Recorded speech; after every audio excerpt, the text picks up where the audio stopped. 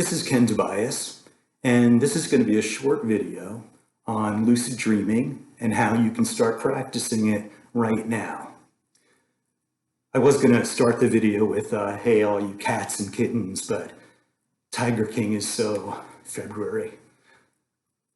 I also say a short video because I hate long videos. You know those online advertisements where you can't pause and you can't see how long the video is? Yeah, whoever came up with that is going to a dark place. I mean, I don't mean hell, not that dark, you know, just a Hard Rock Cafe or something. I have wanted to share lucid dreaming for a very long time because the vast majority of people either have never heard about it or just know very little about it. And lucid dreaming is one of the most mind-blowing experiences available to anyone. It's free, and you don't need to spend 10 years meditating in order to get there. And by the way, if you are meditating in order to have a mind-blowing experience, you might want to talk to your meditation teacher. I mean, don't get me wrong, there is no wrong way to meditate. My favorite saying is the only way to meditate wrong is to not meditate at all. And that's not just a clever saying, that's actually true. But still, you might want to talk to someone. So what is lucid dreaming? I'm going to phrase it in a few ways because it's hard for words to do it justice. The most succinct way to put it is that lucid dreaming is dreaming while awake. Funny story, a long time ago, I was on a first date with this guy and mentioned lucid dreaming. And I said, it's dreaming while awake. And he said, that's impossible. I said, you know what's impossible? A second date. So I described lucid dreaming as dreaming while awake. And that may sound like a paradox, but it's not. In normal dreaming, we tend to go through dreams thinking we're awake, but only realize we were dreaming when we wake up. When you're lucid dreaming, your body and brain are asleep and dreaming. Your brain is in REM, dream cycle, but your mind is awake, meaning aware, you know who you are, and you know what's happening. You're lucid. Ta-da! So who might be interested in lucid dreaming? Anyone who's ever wanted to fly. In the decades that I've been lucid dreaming, I have had so many tangible, tactile, believable experiences of flying that if God came down and granted humans the ability to fly, I'd be like, I'm good. Don't get me wrong, I'd take the power, but I'd be a jerk about it. Lucid dreaming is amazing for thrill seekers. I'll get into that a little more soon. Spiritual seekers, the ability to explore a non-physical environment of your own subconscious, pretty cool. And actually explorers of any kind. You know, anyone who's been frustrated that the entire damn planet's already been explored and wanted to be an astronaut, but Stanford said you didn't have enough damn community service, allegedly. I think the most misunderstood element of lucid dreaming is what does it feel like?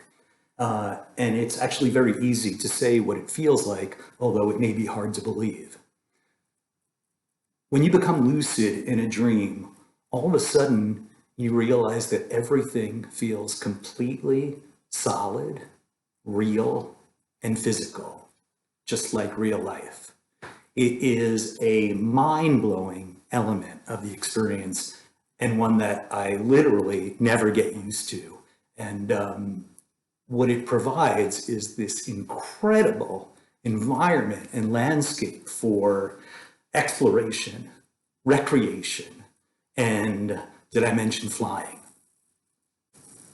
I find it funny that there's all this talk and buzz about VR, virtual reality, you know, where you wear goggles and gloves and you walk around in someone else's pre-programmed landscape and interact with, I don't know, talking goats. Lucid dreaming requires no equipment, and it is a flawless VR experience. For my Star Trek friends, it's just like a holodeck. Every sense is recreated flawlessly, and it is going to be a long, long time before technology provides anything remotely like that. I mean, not in my lifetime. I mean, I'm 29, so maybe, but still, lucid dreaming already provides the ultimate VR experience.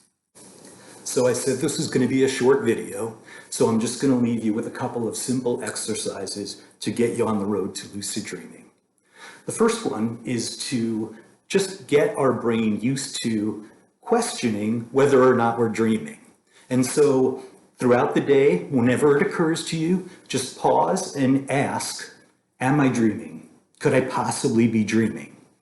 Now, obviously, the answer is going to be no for a bit, but soon that answer is going to be yes.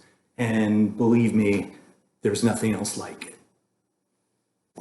So the next exercise is one that you practice in the early morning when you're going back to sleep. Physiologically, our brains spend much more time in REM, rapid eye movement, dream sleep than when you first go to bed. So early morning is a very ripe and rich time to practice lucid dreaming. Now, if you tend to sleep all the way until your alarm goes off in the morning, then you might want to set your alarm for an early morning hour so that you can go back to sleep. Or maybe, I don't know, if you have cats who are keeping you up all night for God knows what reason, and you have lots of practice, going back to sleep, then, there's that. So I've heard. So this exercise is, as you're falling back asleep, you simply say to yourself this phrase: the next time I'm dreaming, I'm going to remember to recognize that I'm dreaming. The next time I'm dreaming, I'm going to remember to recognize that I'm dreaming. Now, the words are not critical.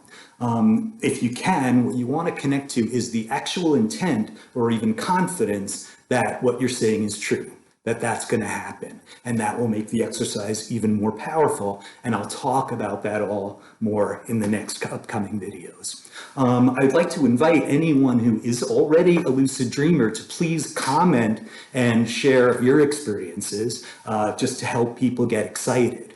I will be posting another video soon. Please, if you found it interesting, share it, subscribe, and I genuinely look forward to talking to you soon and sharing much more of this absolutely amazing state of consciousness. Thank you.